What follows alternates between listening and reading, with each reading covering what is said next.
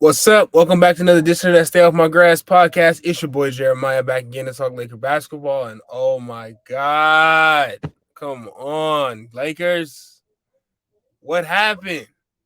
I don't back to back. A lot of guys got arrested in that last game, thinking we would come in and be more, you know, thinking we'd come in and be ready, but we were not. We did not come in ready. The Kings came in ready to beat the snot off of us like they usually do. And it's just something about when the Kings, it's like a certain number of teams that when they come play the Lakers, like everybody gets up for that game. It's the Kings, the Clippers do it, the Suns do it, the Warriors not so much, but it's a couple other, like some guys just really set on being Laker killers. And man, De'Aaron Fox is definitely probably gonna be classified as a Laker killer, man. Every time he sees the Lakers, he sees blood, he sees red. Last time he played the Lakers, he hurt his ankle, didn't get to finish the game, and he was killing us that game too. Comes back, his first game back since that injury, and is killing us. So hats off to that dude. Hats off to the Kings. They play some real good basketball for real. I can't even hate it. Can't even hate it. They are a real good team. Offensive juggernaut and all that. Sabonis, nice. Herder, nice. A lot of those guys nice over there on offense. But I'm gonna get onto the Lakers side of things. I'm just gonna get into it. It is disappointing. It's frustrating, pretty much. AD, when you get a game where you dominate a game before, get 6 blocks, control the paint, scoring when you need to, scoring when you can, and then you go a game where you have 4 points going into the fourth quarter. That's just flat out unacceptable, especially if you're going to come from a game the other night where you're balling, or like a stretch where you're balling, and then a game where we really need you out there, you went missing, especially against a team like the Kings who don't really have an interior like force like that. Sabonis is not a rim protector. Keegan Murray's not a rim protector. The only rim protector they have is JaVale McGee. And if he's in the game, that means Sabonis isn't in the game initiating that offense. So it should have looked way better for the Lakers than what it did, but it didn't. LeBron James showed up to play again, obviously. 28 points, kept us in the game in the long run. Austin Reeves went missing. D'Angelo Russell kept us in the game, and we're going to need those 20-point games out of D'Lo.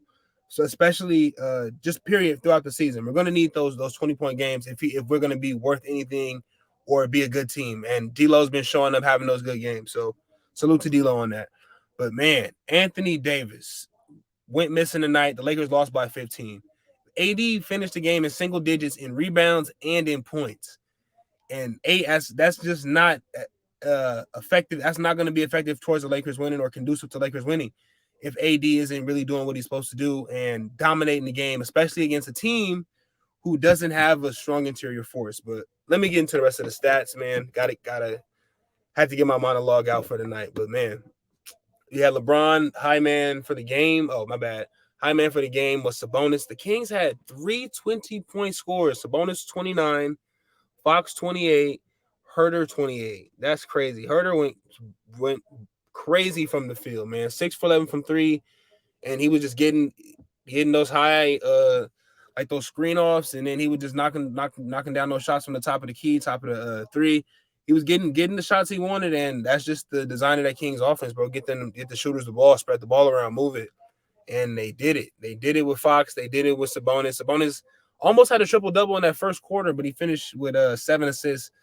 And I don't understand how, like, the Lakers were just – I don't know how they don't dominate a team like this on the inside, especially when that's their strong point, getting into the rack, getting layups, getting dunks, alley-oops, stuff like that.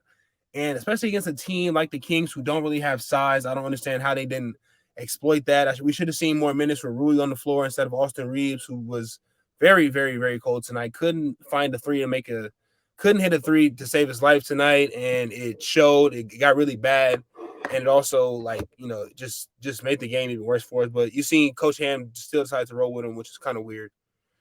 But I don't know. The Lakers still got a lot of figuring out to do, man. Like, offensive wise, like we gotta find ways to get AD involved in the game, not just where we just dump it down to AD and let AD go to work. Like, we need to scheme for AD, set plays for AD.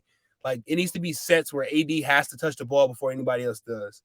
Because sometimes it's just like he gets psyched out of the game when they're not just like feeding him the ball or they're running in transition. Like, there's no like set offense for Anthony Davis. So it's real hard for him to get into it and, get a rhythm when a lot of his passes come from dump offs or like like broken plays, so to say, where they just throw it in the AD. But I feel like the offense needs to come together to start becoming like we need sets, we need plays, we need stuff to be ran through AD rather than just dumping off to AD. But that's another problem for another time. Back to Lakers side of the stats. LeBron 28, 10, and 11, triple double. D'Lo 28, 5, and 5. Anthony Davis 9 points, 9 rebounds, 1 assist, 3 from 9 from the field, 4 blocks. 4 fouls too. I mean, and then we had Cam Reddish. Cam's been playing out of his mind. Still shout out to Cam Reddish for doing his thing. 16 points, 2-5 from 3, and nobody else from the field. Nobody else really had a spectacular game. Like I mentioned, Austin Reeves didn't hit double figures, went 0 for 5 from the 3, finished with 9, 11, and 8. On track to have a triple double, but we need AR scoring. And it was a point in the game where it was just like so much like missed shots and turnovers and bad plays and back and forth when the Lakers needed those possessions to capitalize and get some sort of momentum in the game, and they just could not do it. So yeah, this is a tough one, man. This is a tough one. And I don't know what it is, but I still feel like I was trying to figure it out during the game, like what is the Lakers like missing, like what's different from this game versus the last game in this offense. Yes, the Lakers they made 23 3-pointers last night. You know, sometimes you cool off, you have hot games and then you cool off. But I'm like, no, that's not really what it is. It's more like guys like AD and Austin Reeves who we rely on to score heavy points or be heavy contributors on offense, and those guys go cold and go blank.